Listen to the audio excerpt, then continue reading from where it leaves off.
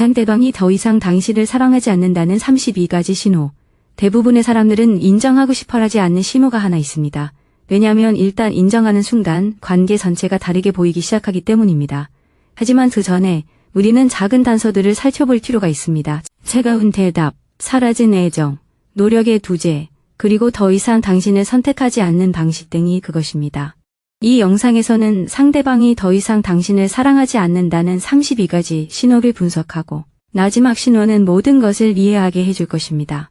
첫 번째, 상대방이 당신의 삶에 대해 묻지 않는다. 우선 상대방은 더 이상 당신에 대해 궁금해하지 않습니다. 예를 들어 긴 하루를 마치고 집에 돌아왔는데 상대방은 어떻게 지냈는지 묻는 대신 보기를 들지도 않습니다. 당신이 중요한 이야기를 꺼내면 상대방은 아무 말 없이 잘 지냈어 하고만 대답합니다.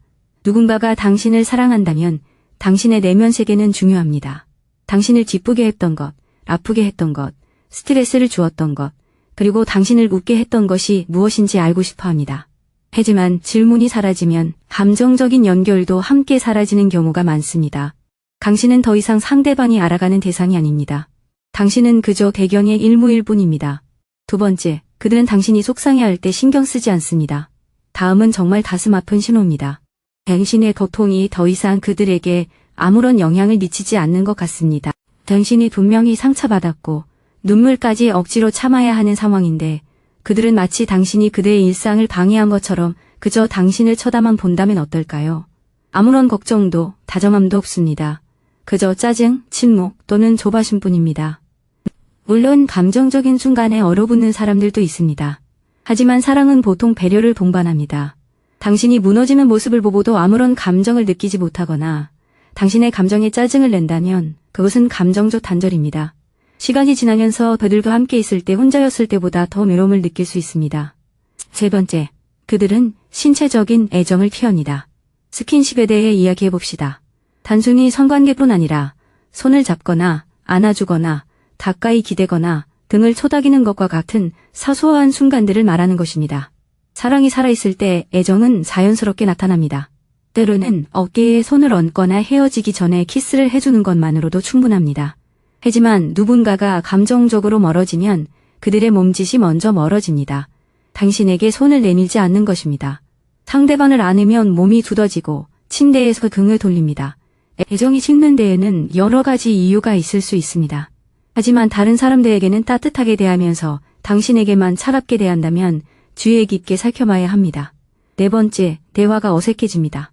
미묘한 변화인데 상대방과 이야기하는 것이 마치 무거운 문을 억지로 여는 것처럼 느껴지기 시작합니다. 예전에는 어떤 주제로든 몇 시간이고 이야기할 수 있었던 때를 기억하시나요?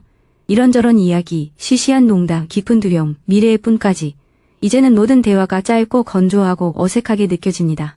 질문을 하면 단답형으로 대답하고 농담을 해도 거의 반응하지 않습니다. 의미 있는 이야기를 꺼내면 화제를 돌립니다.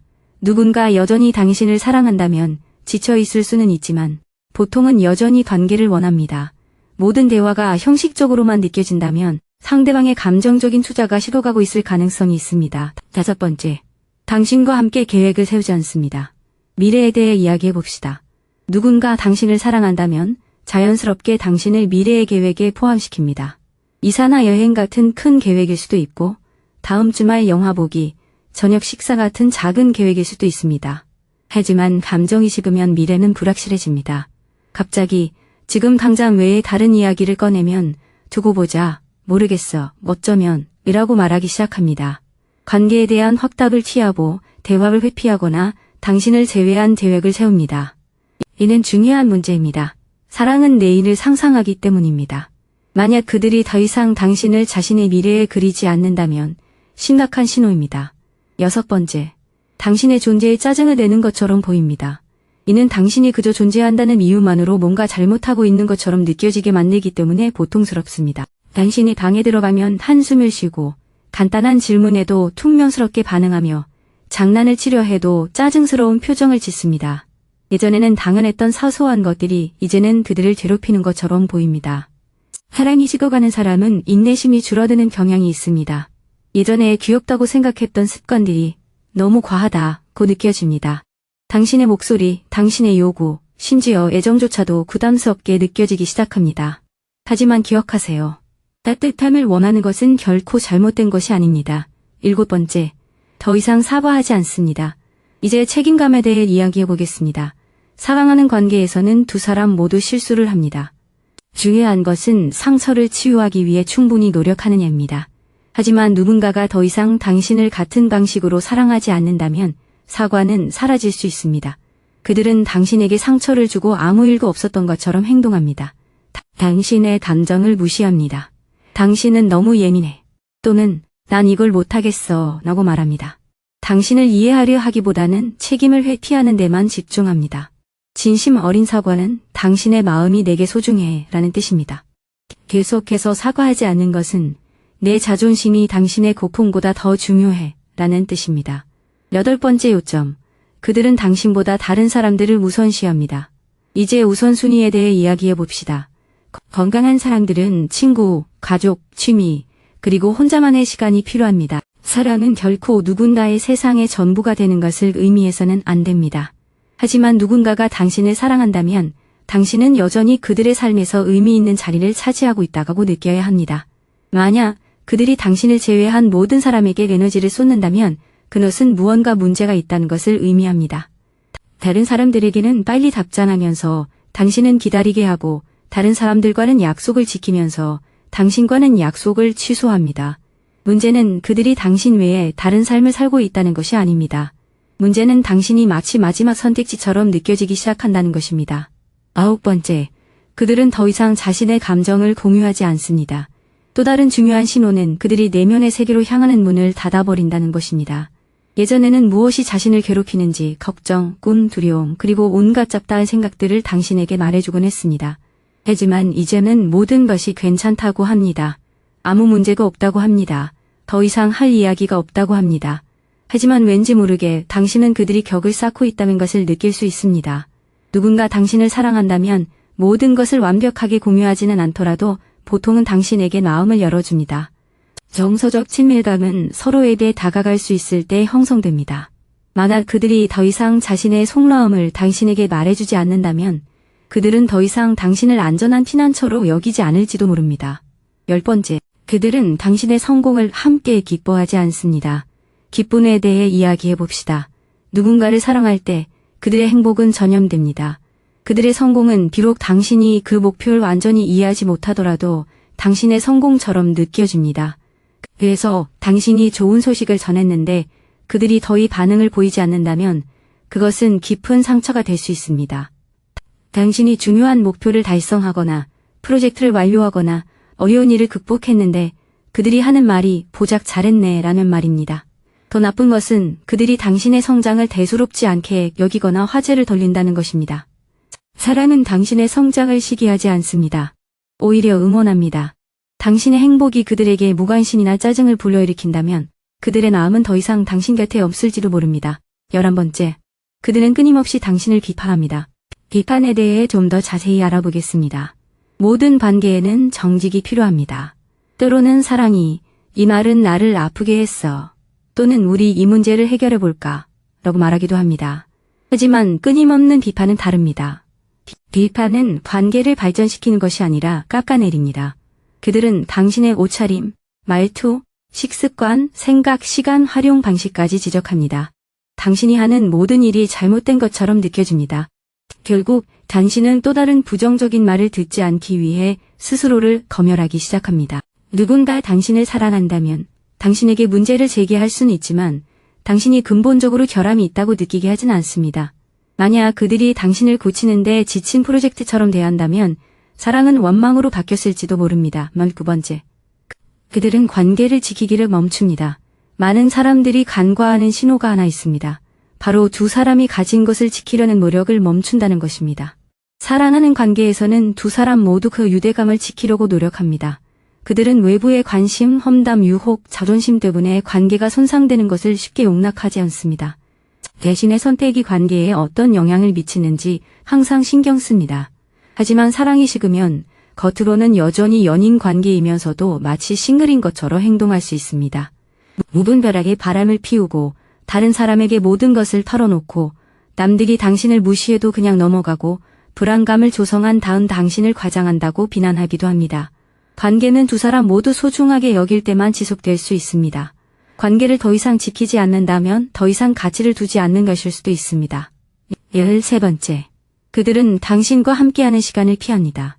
시간은 욕망을 드러내기 때문에 시간에 대해 이야기해 보겠습니다. 누군가 당신을 사랑한다면 당신과 함께하는 순간들을 원할 것입니다. 매 순간 끊임없는 관심이 아니라 함께 웃고 다시 연결되고 편안하게 쉬고 서로를 선택한 이유를 되새기는 진정한 시간을 말입니다. 더 이상 당신을 사랑하지 않는다면 함께하는 소중한 시간은 사라지기 시작합니다. 항상 바쁘거나 피곤하거나 정신이 산만합니다. 당신 옆에 있어도 마음은 딴 곳에 가 있습니다. 휴대폰을 만지작거리거나 조용히 영상을 보거나 대화를 비계적으로 이어갑니다. 사람들은 여전히 경험하고 싶은 것을 위해 시간을 냅니다. 만약 그들이 당신과 함께 있는 시간을 꾸준히 피한다면 그 부재는 당신에게 무언가를 말하고 있는 것입니다. 14번째 요점. 그들은 더 이상 문제 해결에 관심이 없습니다. 다툼은 일어날 수 있습니다. 사랑하는 커플조차도 의견 차이를 보일 수 있습니다. 진짜 문제는 그들이 여전히 관계를 회복하고 싶어 하는지 여부입니다. 누군가가 당신을 사랑한다면 갈등은 불편할 수 있지만 해결은 여전히 중요합니다. 그들은 감정을 추스르는데 시간이 필요할 수도 있지만 결국에는 다시 관계를 회복하고 싶어 합니다. 하지만 누군가가 감정적으로 지쳐버리면 그들은 더 이상 노력하지 않습니다. 됐어 라고 말하고 떠나갑니다. 진지한 대화를 회피합니다. 마치 문제가 당신의 문제인 것처럼 행동합니다. 사랑은 갈등을 이겨낼 수 있지만 무관심 속에서는 살아남기 어렵습니다. 만약 그들이 더 이상 문제 해결에 관심이 없다면 관계가 유지되는 것에도 관심이 없을 가능성이 큽니다. 15번째 요점. 그들은 당신을 다른 사람과 비교합니다. 이것은 마치 수천 개의 작은 상처처럼 느껴질 수 있습니다. 어쩌면 그들은 왜 당신은 그들처럼 되지 못하나요? 라고 말하거나 다른 사람을 칭찬하는 방식이 당신을 향한 것처럼 느껴질 수 있습니다.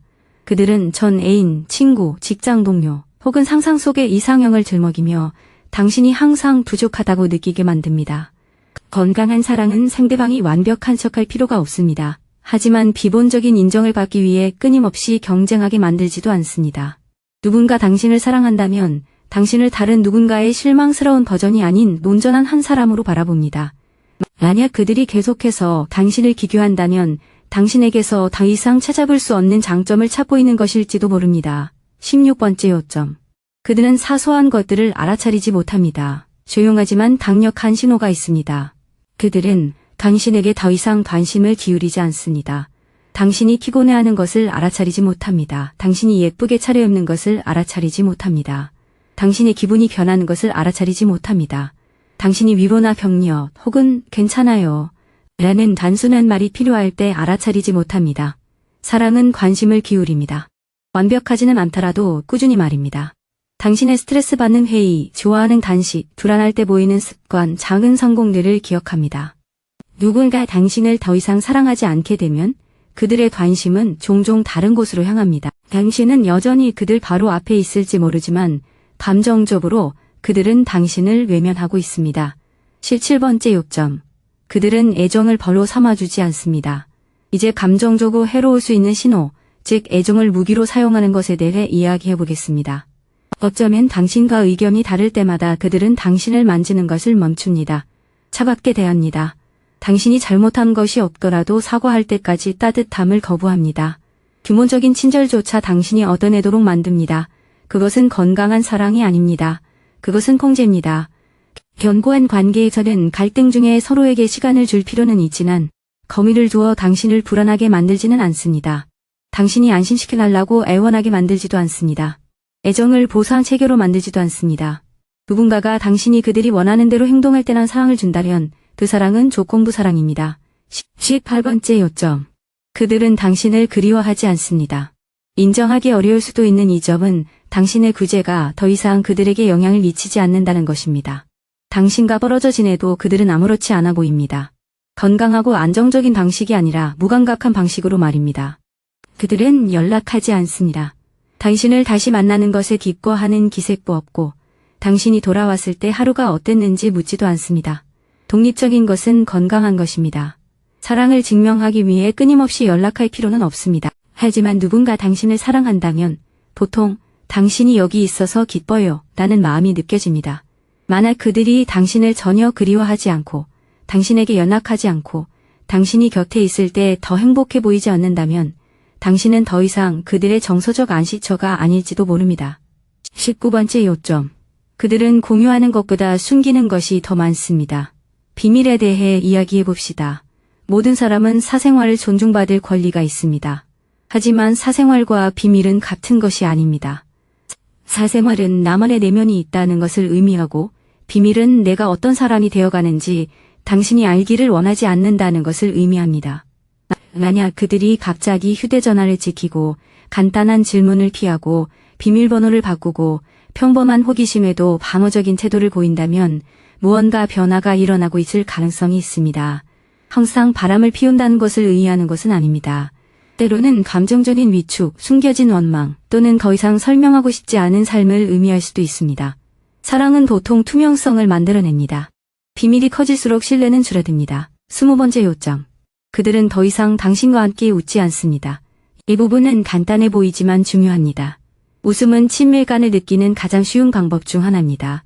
둘만 아는 농담, 장난스러운 놀림, 우스꽝스러운 순간들. 그런 순간적인 기쁨은 힘든 시기를 헤쳐나가는 데 도움이 될 수 있습니다. 하지만 사랑이 식으면 웃음과 함께 사라지는 경우가 많습니다. 당신의 농담은 통하지 않고 그들의 얼굴은 무표정하며 장난기 넘치는 에너지는 사라집니다. 모든 것이 현실적이고 긴장되고 차가워집니다. 물론 인생은 때때로 심각해질 수 있습니다. 하지만 관계에서 기쁨이 거의 느껴지지 않는다면 이는 알아차릴 만한 신호입니다. 두 사람이 함께 웃지 않게 되면 그들은 더 이상 팀원처럼 느껴지지 않게 됩니다. 그리고 우정이 식으면 사랑은 숨쉬기조차 힘들어집니다. 21번째 요점. 그들은 당신이 평범한 사람을 원하는 것을 당신이 의존적이라고 느끼게 만듭니다. 이 신호는 교묘합니다. 당신이 소통을 요구하면 그들은 당신을 집착한다고 합니다. 당신이 애정을 요구하면 그들은 당신이 너무 많은 것을 요구한다고 합니다. 당신이 존중을 요구하면 그들은 당신이 문제를 일으킨다고 비난합니다. 갑자기 기본적인 관계의 욕구가 무리한 요구처럼 취급됩니다. 하지만 일관성을 원하는 건 의존적인 게 아닙니다. 친절을 원하는 건 나약함이 아닙니다. 노력을 원하는 건 절박함이 아닙니다. 그런 것들은 누군가를 사랑하고 사랑받는 과정에서 지극히 정상적인 부분입니다. 누군가가 더 이상 당신의 필요를 충족시켜주고 싶어 하지 않을 때 그들은 당신이 그런 필요를 갖는다는 이유로 당신을 비난할 수 있습니다. 그렇게 하면 당신을 소홀히 대한 체기를 느끼지 않아도 되기 때문입니다. 22번째 요점. 그들은 당신보다 낯선 사람에게 더 친절합니다. 모든 것을 의심하게 만드는 심오에 대해 이야기해 보겠습니다.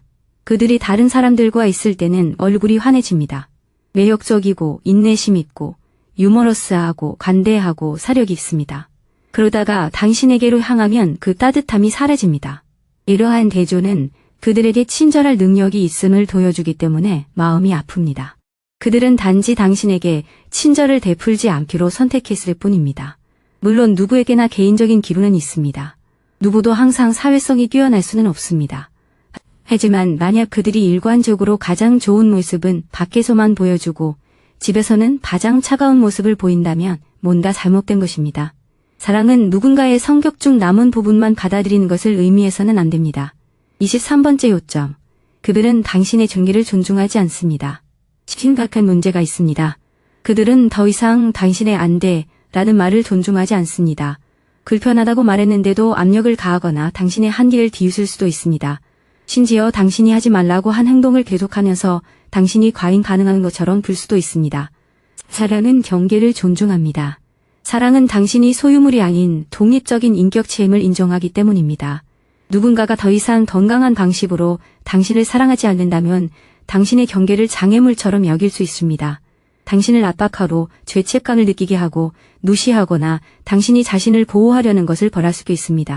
이것은 사랑이 아닙니다. 이것은 무례한 행동입니다. 아무리 오랜 시간 함께 했더라도 이런 행동은 용납될 수 없습니다. 24번째 문제입니다. 그들은 중요한 결정에 당신을 참여시키지 않습니다. 이제 파트너십에 대해 이야기해 보겠습니다. 누군가가 당신을 자신의 삶의 일부로 여긴다면 중요한 결정을 내릴 때 당신을 고려합니다. 허락을 구하는 것이 아니라 그들의 선택이 당신에게도 영향을 미치기 때문입니다. 하지만 당신에게 알리지 않고 중요한 결정을 내리기 시작한다면 그것은 위험 신호입니다. 계획을 바꾸거나 큰 돈을 쓰거나 기회를 잡거나 생활 방식에 대한 결정을 내릴 때 당신과 상의하지 않는 것입니다. 상대방의 삶을 공유하는 대신 마치 상대방에 대해 알아가는 듯한 느낌이 들 수 있습니다. 사랑은 이 일은 우리에게 영향을 미치니 너도 함께 했으면 좋겠어 라고 말합니다. 반면 감정적 거리감은 나는 이미 결정했고 너는 알아서 해 라고 말합니다. 25번째 요점. 상대방이 더 이상 당신에게 좋은 인상을 주려고 노력하지 않습니다. 미묘하지만 중요한 신호가 있습니다. 바로 상대방이 더 이상 당신에게 어떻게 행동해야 할지 신경 쓰지 않는다는 것입니다. 처음에는 노력했을지도 모릅니다. 외모뿐 아니라 사려 깊음, 계획, 그리고 함께 있어주는 것까지 말입니다. 당신을 웃게 해주고 싶었고 당신이 선택받았다고 느끼게 해주고 싶었습니다. 시간이 흐르면서 관계는 자연스럽게 편안해집니다. 그것은 나쁜 것이 아닙니다. 하지만 편안함이 무관심으로 이어져서는 안 됩니다. 만약 상대방이 더 이상 노력하지 않고 아무것도 계획하지 않고 애정 어린 말을 하지 않고 작은 행동 하나라도 하지 않는다면 당신이 그들을 어떻게 생각하는지에 대해 더 이상 신경 쓰지 않는다는 뜻일 수 있습니다. 사랑은 끊임없이 연기할 필요는 없습니다. 하지만 사랑은 살아남기 위해 노력해야 합니다. 26번째 요점. 상대방이 함께했던 추억을 무시합니다. 과거에 대해 이야기해 봅시다. 사랑이 여전히 존재할 때 함께했던 추억은 보통 따뜻함을 간직합니다. 지금 상황이 힘들더라도 처음 만났을 때의 추억을 떠올리면 여전히 따뜻한 감정이 남아있을 수 있습니다. 하지만 감정적으로 멀어진 사람은 과거를 왜곡할 수도 있습니다. 좋아했던 휴가는 그렇게 좋지 않았어. 초창기는 그냥 한때였을 뿐. 의미 있었던 순간들이 갑자기 중요하지 않게 느껴질 수 있습니다. 마치 아직 관계 안에 있는데도 그 사람이 관계를 지워버리는 것처럼 느껴져 혼란스러울 수 있습니다. 어떤 사람들은 실제로 떠나기 전에 감정적으로 먼저 떠나는 것을 정당화하기 위해 이렇게 하기도 합니다. 관계가 애초에 특별하지 않았다고 스스로를 설득하면 그 이별을 슬퍼할 필요가 없다고 생각하는 것이죠. 27번째 요점. 상대방은 당신을 관계 속에서 외롭게 만듭니다. 이것이 가장 중요한 감정적 단서일 수 있습니다. 형식적으로는 함께 있지만 당신은 혼자인 것처럼 느껴집니다. 대화, 계획, 관계 회복, 감정적 노력, 희망까지 모두 당신이 짊어집니다. 관계에 다시 활기를 불어넣으려는 것도, 무엇이 문제인지 묻는 것도, 우리를 위해 싸우는 것도 모두 당신입니다. 그러는 동안 상대방은 멀어져 갑니다. 관계 속에서 외로움을 느끼는 것은 특별한 종류의 슬픔입니다. 마치 집처럼 편안했던 사람 옆에 앉아 있는데 문이 보이지 않는 것 같은 기분이에요. 만약 당신 혼자만 관계에 물을 주고 있다면 당신만 지쳐있는 상황에 몰라지 마세요. 28번째 요점. 그들은 떠날 것처럼 행동하지만 솔직하게 이야기하지 않아요. 여기서 혼란스러운 신호가 있어요. 그들은 진정한 대화 없이 끝을 암시하는 말을 계속해요. 우린 서로에게 맞지 않는 것 같아. 내가 없으면 네가 더 행복할 거야. 우리가 왜 아직도 이러고 있는지 모르겠어. 같은 말을 하죠. 하지만 무슨 뜻인지 물어보면 말을 돌리거나 말을 바꿔요. 이런 상황은 당신을 감정적으로 불안정한 상태에 빠뜨려요. 안정감도 없고 그렇다고 자유로운 것도 아니죠. 때로는 솔직해지는 게 두려워서, 때로는 죄책감을 느끼지 않기 위해 당신이 끝내주길 바라서일 수도 있어요. 어떤 경우든 사랑은 누군가를 위태로운 상태로 내버려두지 않아요. 29번째 요점. 당신이 멀어지려고 할 때만 노력하는 모습을 보여줘요. 자, 이 부분을 잘 살펴보세요. 어쩌면 당신은 몇 달 동안 상대방에게 노력을 요구해 왔을지도 모릅니다. 하지만 아무것도 변하지 않죠. 그런데 당신이 더 이상 애쓰지 않는 순간 갑자기 그들은 다시 다정해집니다. 문자도 더 자주 보내고 더 잘하겠다고 약속하기도 합니다. 처음에는 희망을 준 것 같습니다. 하지만 그들이 다시 안정감을 느끼면 모력은 사라집니다. 이런 패턴은 당신에게 계속 머물게 할 만큼의 희망을 주기 때문에 중독성이 있을 수 있습니다. 하지만 진정한 사랑은 당신을 잃을까 두려워할 때만 깨어나는 것이 아닙니다. 만약 그들이 당신이 떠나갈 때만 신경 쓴다면 그들은 통제력, 편안함 또는 편리함을 잃는 것에 대한 반응일지도 모릅니다. 세 번째 징후는 그들이 더 이상 당신에 대해 다정하게 말하지 않는다는 것입니다. 말투에 대해 이야기해 봅시다. 때로는 가장 큰 신호는 그들이 하는 말이 아니라 말하는 방식입니다. 목소리에서 따뜻함이 사라지고 마음 날카롭고 지루하고 비꼬는 듯하거나 철학돼 변합니다. 평범한 대화조차 당신이 그들을 귀찮게 하는 것처럼 느껴집니다. 다정함은 사랑의 가장 조용한 언어 중 하나입니다. 당신의 이름을 부르는 방식, 당신이 피곤할 때 부드럽게 대해주는 방식, 당신의 귀가 아닌 마음에 호소하는 말 속에 다정함이 담겨 있습니다. 애정이 사라지면 관계는 감정적으로 불안정해지기 시작합니다. 상처받을까 두려워 말 한마디를 신중하게 고르게 될지도 모릅니다. 31번째 요점. 상대방이 더 이상 당신을 선택하지 않습니다. 이 신호는 모든 것을 하나로 묶어줍니다. 사랑은 단순한 감정이 아닙니다. 사랑은 반복되는 선택입니다.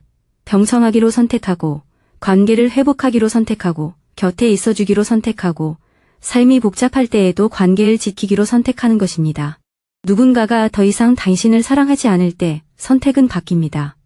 거리를 두기로 하고, 자존심을 내세우고, 회피하기로 하고, 장기적인 관계보다 일시적인 것에 집중하기로 합니다. 그리고 가장 힘든 점은 그들이 여전히 어떤 식으로든 당신을 신경 쓸지도 모른다는 것입니다. 당신에게 익숙해져 있을지도 모르고 당신을 잃을까봐 두려워할지도 모릅니다. 하지만 사랑은 단순히 곁에 머무르는 것이 아닙니다. 사랑은 곁에 있으면서도 당신을 선택하는 것입니다. 32번째 요점. 당신의 직감은 이미 알고 있습니다.